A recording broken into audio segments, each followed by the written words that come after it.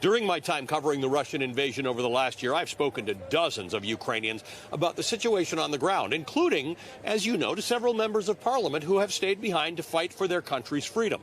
And one of those heroic individuals is Inna Sovsun. She's been a frequent guest on this show since the war began. I want to show you a video from last March where she stopped along the side of the road to talk to us to help the world bear witness and fully understand the atrocities that were taking place throughout Ukraine.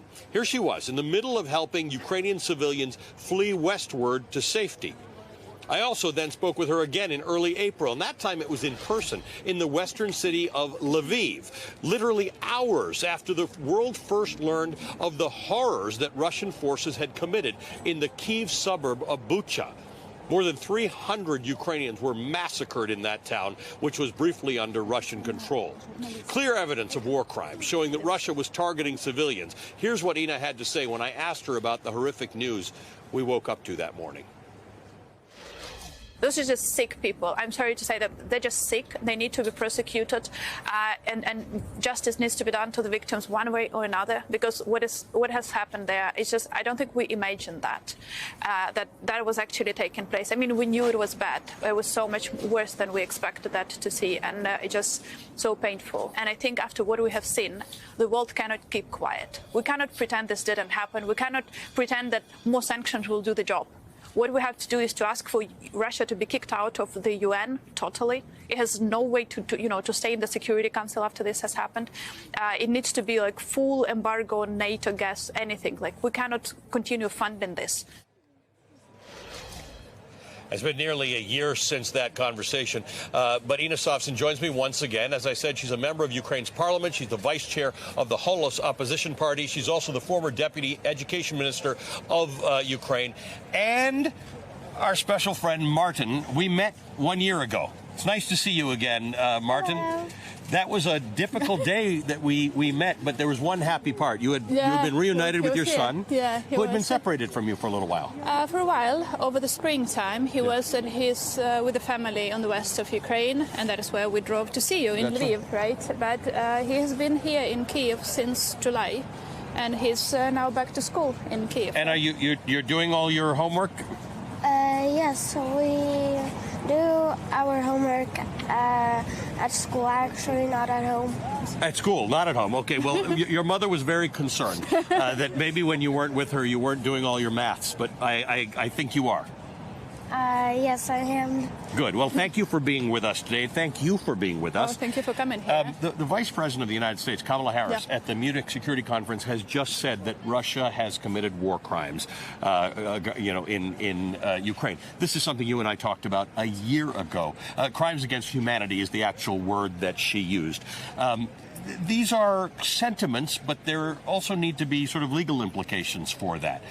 Well, first of all, I think symbolic importance is still very big. As we are approaching this so-called anniversary, that's probably the wrong word to use, but I think symbolic importance, recognizing that what we have been living through for the last year has been a crime, something that should have never happened, is something that is important for us to hear. Truly, this has been big news over here in Ukraine. Everybody is talking about that. But also, yes, we are expecting for some legal ramifications of that. We are calling for international tribunal to be established to discuss these crimes and also to have some verdicts, because we want people to be punished for what they have done over here in Ukraine and what they continue to be doing here every day. What do you think ends this war? How does it end right now? I mean, you have your boyfriend is involved in this war. Your father is involved in this war. And as you pointed out to me, everybody in this country in one way or the other is involved in this war. Yeah, indeed. My son has to go to the bomb shelter every time there is an air raid alert. So we all are part of this big effort to fight back.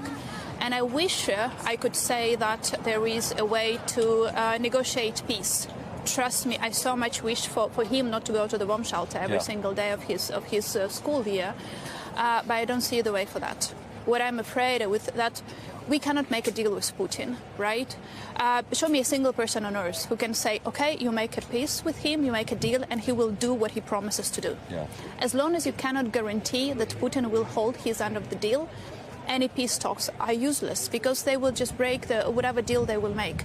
Recently, Assistant to President Putin, Mr. Surkov, said that when they were drafting Minsk agreements, they were drafting them with specific goal of never making them work. Right. So I think that is what the world needs to remember, that unfortunately for all of us, there is no peace talks end to this war. It's just the military end to this war, unfortunately. Martin, you and your mother and I, we get to speak a lot, but you and I don't get to speak. So see that camera over there? Yeah. That's everybody can see you.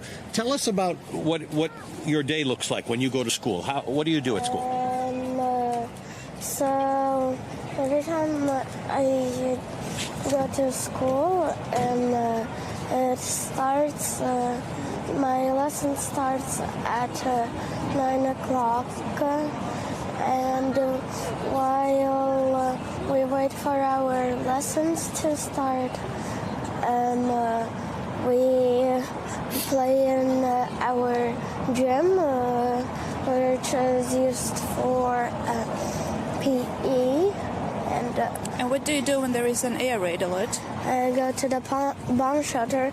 Different classes have different bomb shelters. Wow. Like we have the changing room where we change for outside, PE, extra lessons like football or something like that. Martin, thank you for being here. It's nice to see you again. Maybe next year we'll see each other again and there will be no air raid sirens and no more bomb shelters. Hope so. Hope so, my friend. Thank you for being here. Thank you for being with us again. You and I will continue to talk until this is over. Yeah, I hope so. It will be sooner than later. Ina Sofson, a member of parliament, and her young son, and my friend Martin.